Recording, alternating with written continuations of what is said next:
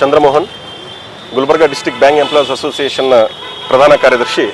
ಇವತ್ತಿನ ದಿವಸ all India trade union congress ಹಮ್ಮಿಕೊಂಡಿರ್ತಕ್ಕಂತಹ ಒಂದು ಭಾರತ್ ಬಂದ್ನ ಸಪೋರ್ಟ್ ಆಗಿ ಇವತ್ತಿನ ದಿವಸ ನಾವು ಇಲ್ಲಿ ಸ್ಟ್ರೈಕನ್ನು ಹಮ್ಮಿಕೊಂಡಿದ್ದೇವೆ.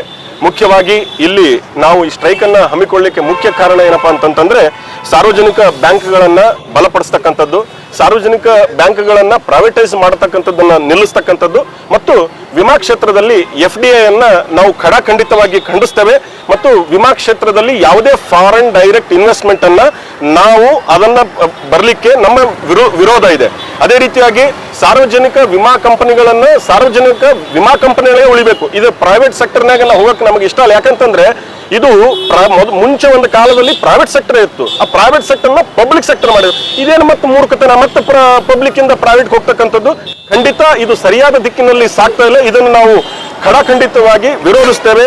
ಅದೇ ರೀತಿಯಾಗಿ ಪರ್ಮನೆಂಟ್ ಕೆಲಸಗಳಲ್ಲಿ ಹೊರಗುತ್ತಿಗೆಯನ್ನ ಔಟ್ಸೋರ್ಸಿಂಗ್ ಜಾಬ್ ಅನ್ನ ನಾವು ಖಡಾಖಂಡಿತವಾಗಿ ಇದನ್ನ ವಿರೋಧ ಮಾಡ್ತೇವೆ.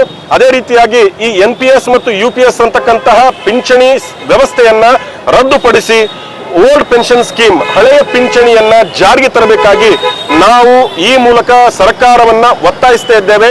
ಅದೇ ರೀತಿಯಾಗಿ ಬ್ಯಾಂಕ್ಗಳಲ್ಲಿ ಅತಿ ಹೆಚ್ಚಿನ ಚಾರ್ಜಸ್ ಶುಲ್ಕವನ್ನ ಹೇರ್ತಾ ಇದ್ದಾರೆ, ಅದು ಸಹ ಕಮ್ಮಿ ಮಾಡಬೇಕಾಗಿ ನಾವು ಗೌರ್ಮೆಂಟ್ ಅನ್ನ ಒತ್ತಾಯಿಸ್ತಾ ಇದ್ದೇವೆ.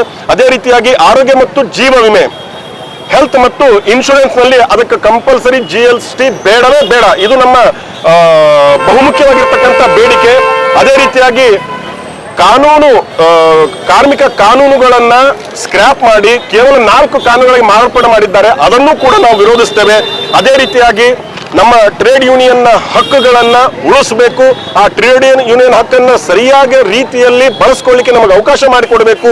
ನಮ್ಮನ್ನ ಹತ್ತಿಕ್ಕತಕ್ಕಂಥ ಕೆಲಸವನ್ನ ನಾವು ಯಾವುದೇ ಕಾರಣಕ್ಕೂ ಒಪ್ಪೋದಿಲ್ಲ. ಇದನ್ನು ನಾವು ಖಂಡಿತವಾಗಿ ವಿರೋಧ ಮಾಡ್ತೇವೆ. ಅದಕ್ಕಾಗಿಯೇ ನಮ್ಮ AIBA ಸಂಘಟನೆಯ ಎಲ್ಲಾ ಸದಸ್ಯರು, ಕಲಬುರಗಿಯ ಎಲ್ಲಾ ಸದಸ್ಯರು ಇಲ್ಲಿ ಪಾಲ್ಗೊಂಡಿದ್ದಾರೆ ಮತ್ತು ದೇಶಾದ್ಯಂತ ನಾವು ಈ ಹೋರಾಟವನ್ನ ಹಮ್ಮಿಕೊಂಡಿದ್ದೇವೆ. ಲಾಲ್ ಸಲಾಂ.